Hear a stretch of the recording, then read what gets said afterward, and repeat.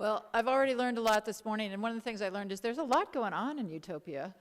And so we have some time for interaction, but not a lot. So what I would like to do is take some comments and questions from all of you, and then we'll give each of our speakers a chance to wrap things up. One of the things that I loved the best about your presentation, besides learning about your work, was also the use of PowerPoint to express really personal things, and it kind of was a really cool mix of mediums of you expressing really personal stuff in this bullet-pointed way that was like a combination of conflicting feelings that went into your work, and I liked the way it was presented in like really plain PowerPoint along with your work coming right afterwards. What I found interesting about like putting these together is in some ways, this is my first introduction to critical design, so it's fascinating, but I'm very new. Is I feel like so much of it is like kind of an increased awareness, like it wants to breed an increased, not necessarily self-awareness, but I do think that's kind of the purpose, is a self-awareness, right? And in contrast, I feel like y'all's work is so focused on community and kind of an anti-individualist perspective. So I just was wondering if y'all could speak to that in some ways. How does critical design interact with the individuals, but then also breed that, how does that self-awareness translate into a greater interaction and appreciation of community? So this is something for you guys to keep for the end, which is the relationship between individualism and community and self-awareness and the fragile self in anxious times. Great. Other comments and questions from the audience?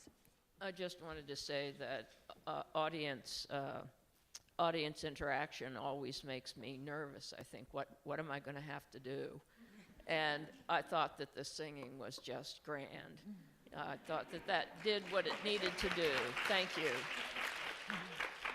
I'm just wondering how you imagine product distribution to happen within feminist utopia for critical design.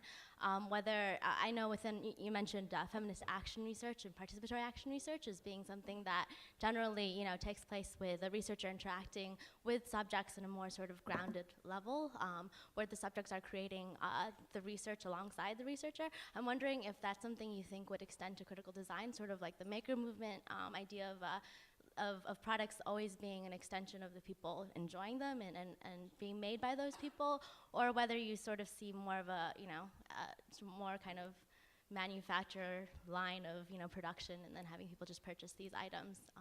I'd like to take a moment to actually answer both of your questions in a way. For Don and Raby, who actually started the whole movement of critical design, they actually don't, interestingly, this I just found out recently, is that they don't actually make the actual design. They have mock-up, they have diagrams, they have pictures, so their intention is actually get those images and go those discussions or the write-up of those images or those designs into print media, such as Wire magazine. And it's with that kind of distribution that they feel like a critical design can reach to a wider audience. And that kind of get down to the notion of community. Imagine that most of the people reading Wire magazine, reading Time magazine, start to think critically and differently about an iPhone, for example, what kind of impact we can have on the community. And this is why I think that the critical design can actually bring about, and quite fitting for a feminist utopia, this kind of action research. Well, and Melanie, I wanted to ask you, you seem to have other methods of getting the word out. One of the things I really took from your presentation was how important it is to get the word out, both in face-to-face, in teaching, and of course that's the connection to the Highlander Center as well. And that the idea to me of critical design, the design of these quilts, and my grandmother was a quilter, so I take that very seriously because the amount of labor that goes into it is just astonishing. Seemed to me to be a real connection between what you all were talking about and what Youngsuk had produced, which is the ability to literally stitch together something different that can then be shared with the community. So I was wondering if you could comment on that. One of the things that I think that I've noticed, and particularly even in the practice of me stitching together our stories, is, that they provide alternate histories. Like those stories are not the stories that are told about the South, necessarily. or they're not the dominant stories. And so I think there's layers, like for getting the word out. Like I think I focused a lot on my practice, but as part of my practice, there's also like the ability to do skill shares and to share the methods with which to do that expression, so that it's not just kind of like that banking method, like we're gonna dump a bunch of stuff into your head and then that's gonna make change, but rather the tools for critical thought, and that this process of being able to express, I think it's not anti-individual, it's anti-hyper-individualism, where the individual is the end-all be-all. And so I think it's like to push that question of when does the story that I talk about, you know, why my mom had to sew my clothes, you know, it's got an economic history, it's got a gendered history, that it's not just the story of Juanita Gallegos Cervantes, that it's like when we put those stories together, you know, it could either be gone to the far extreme and she just ends up being a data point, or, you know, you put her story into a context of collective stories that are similar, and then it's no longer just an anecdote of an isolated incident. So I think it's, you know, that range for me, at least. And Elandria, I can't help but notice that you're nodding, so do you want to follow up on that? We're talking about embodiment, so. Sure, why not? There are two things that come in my head, is that movements are made of people. Organizations are made of people. Everything we do is made of people. And so that if you're trying to transform the world, you're transforming the people in it, right? So it's just not about, we do this quote, right, that it's not all about you, boo. That we were talking about, we're in a society where everything is so focused on me, my success, where I gotta go, and my stuff. That it's not that we're not about in the personal self-transformation, we are, but it's personal self-transformation within a context of where we're going. And, you know, I actually want to say something. So, like, these amazing earrings right here. Because we talk about design, right? So, there's this amazing kid that two of us know named Matthias Presley, he makes earrings, right? And they're progressive earrings, they're movement earrings. These say shine on one end and then the beach on the other side, right? But that at that moment, like, his movement and his passion comes through his art at every moment, and through the earrings that I wear reflect like how I see the world, right? And so all the clothes we wear, the jewelry we wear, everything about us, how we walk, how we talk, if you do that stroll or if you like walk really fast, all that is a part of like our individual design. And so in some ways, I enjoyed your presentation. I was like, what is that? Oh gosh, because I'm not always in the academic, the academy space.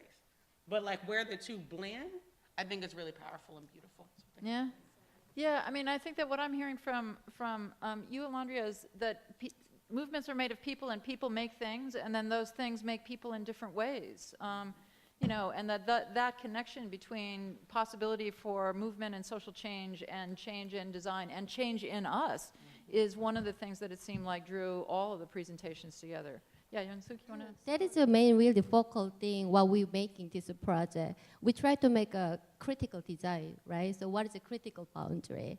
So we try to make a deformalization about pervasive technology. So like as a part of my presentation, if I use the calorie counter, it makes me more obsessed with my body images. So I look inward, I look at myself. So what is bad, what is good, how much chocolate is bad when I consume this thing. So that's why I try to interpret different way about my even body images. So try to convey that idea by our work. So that's why we're talking about deformalization of a pervasive technology. So that way I explore myself and social construction, also technology combined this way. So that's what I want to say about critical design. Great. Anybody else have final thoughts? We're almost at the noon hour, and I know that we are talking about embodiment, so we want to make sure that people get fed and get a break and all the rest of that. So does anybody want to say any wrap-up thoughts? Shaowen? Well, I just want to once again thank everybody for inviting us, and this has been really, really eye-opening kind of experience, because I have kind of a convoluted route into human-computer interaction. I'm actually a true medievalist. So, I mean, the fact that I'm actually in here and I can interact with every single one of you, I feel like I'm going back to my root in a way. So, I mean, obviously, the connection between critical design and feminist utopia is actually new, and there's a lot of things I still need to work through, or the whole team needs to work through. So I welcome a lot of different comments or feedback or more conversations in the afternoon. Thank you. I mean, I think it's interesting, this whole question, and for me, like, you know, a question being asked in the academy, like, it would be interesting to me, go ask your grandmother what that means. Like, what is feminist utopia? What are each of them to her? You know, ask your neighbor. Because I think until we engage at that level, it can, you know, the change will stay moving at a momentum that maybe isn't as satisfying as the vision that we have. So I would invite you to take this conversation to the places that you might not usually have it, or maybe you already do, but to really encourage that. Elandria, you want to? Yes, so I mean, I think the last thing I'll say is something that Pam says a lot, is that, which is exactly what you were talking about, that the biggest change you can make a lot of times is in your house. And I'm saying this to especially you all, that I feel like a lot of people like to go work with people who they feel like need help, but forget where the problem is located. And where you have the most influence is with the people in your lives. And that is the strongest, most powerful leverage point you can have is with people that make those decisions that transform all of our lives. And to always remember that when you go out in the universe, that those are the people that you have to leverage and shift, not just the people on the ground who know that who live every day in the marginalized place, but how do you shift the academy? How do you shift your grandmama? How do you shift your dad? And that is really where it's at, because, and feminist utopia may not be the words to use. My mom is a pretty brilliant lady and would have no clue what you're talking about. Right. So you may have to think about, like, what is the boat you're using? And that boat can be language. Right.